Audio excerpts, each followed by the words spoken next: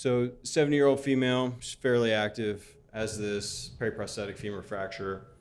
And I thought what was unique about this and what we see sometimes with periprosthetic fractures is it's relatively transverse obliquity just at the tip of the stem. And, I think looking at this fracture probably elicits a few responses from people in the room, like, I'll just do a revision arthroplasty and swap it out for a diaphyseal engaging stem, or just fix it like you normally would with absolute stability. Anything else I'm missing that people look at this and immediately think something else? I think this one was, yes. The next one's not. Yeah.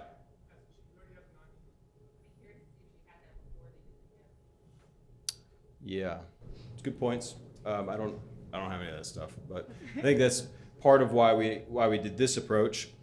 So we anatomically reduced it, placed a plate, and did a clamshell osteotomy just distal to it. The thinking being changed the stress strain environment to be not one where we rely on compression and primary bone healing, but to kind of create a secondary bone healing environment where you get callus formation. So that's what she looks like post-op. And that's what she looks like at 4 months, 9 months, 2 years.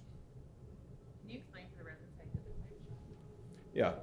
Oh, sorry. Can you go through the order you make those cuts when you're doing it? Yeah, I think I've got better fluoros on the next one.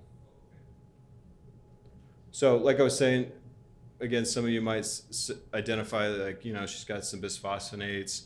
Let's not even worry about the fracture per se. Let's do a revision stem.